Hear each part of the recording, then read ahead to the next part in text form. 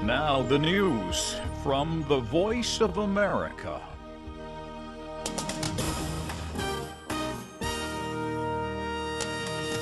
Former Pakistani Prime Minister to return to power. And Turkey says it is staying out of Syrian civil war.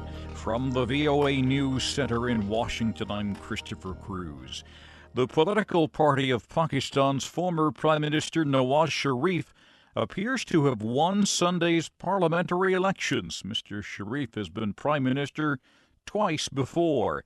State television reports his Pakistan Muslim League will win enough of the parliamentary seats to form a government, but there have been accusations of fraud in the vote.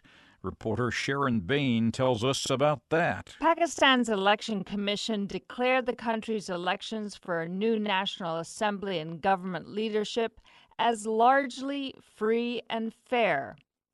But Pakistani non-governmental observers said while voter turnout was high in certain parts of the country, intimidation and fraud marred the polls in other regions. Free and Fair Election Network CEO Mudassir Rizvi says there were serious incidents of voting irregularities, fraud, and intimidation in areas such as the southern city of Karachi. We are not questioning the legitimacy of the process in most parts of Pakistan, except for certain constituencies in Karachi and perhaps some constituencies in Balochistan. The Election Commission said due to threats, the vote in 43 polling stations in the city would have to be reheld.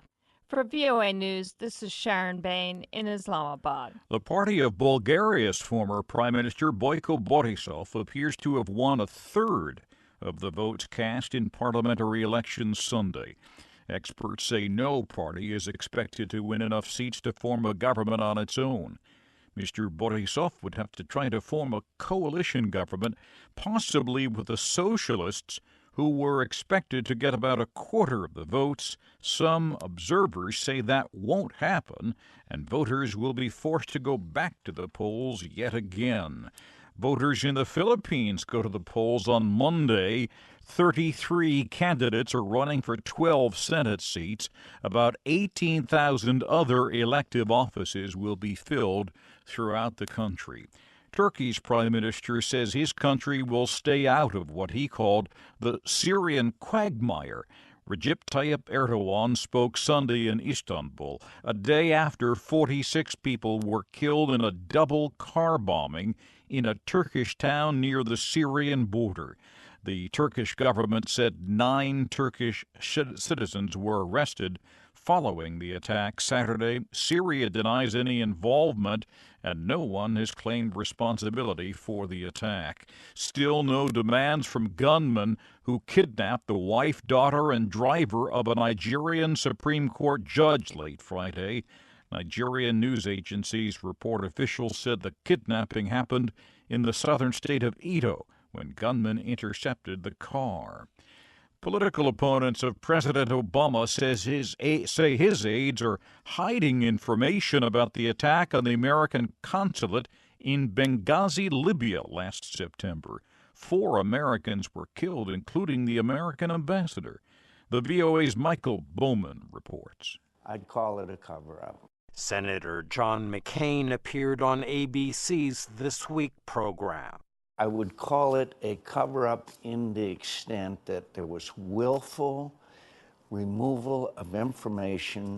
McCain noted that the attack came during President Barack Obama's re-election effort when the administration was touting success in the war on terror, including the killing of Osama bin Laden. And here comes this attack on Benghazi, and there's so many questions that are unanswered.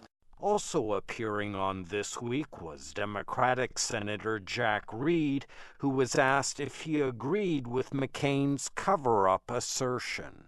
Absolutely not. The Congress has already had 11 hearings on the topic. Over 25,000 pieces of documentation have been provided to Congress.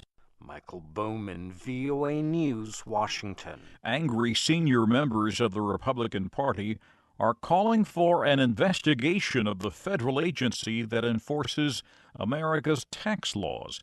Last week, the Internal Revenue Service admitted that some of its workers had demanded more information than they were supposed to from about 75 conservative political groups. And the Roman Catholic Church has named hundreds of new saints.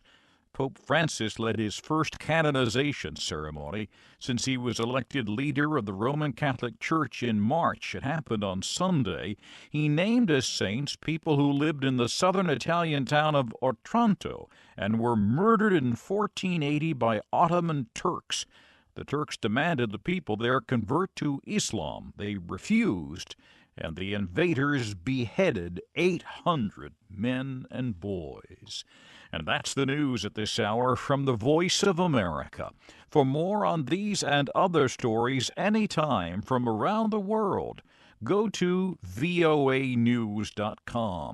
I'm Christopher Cruz in Washington.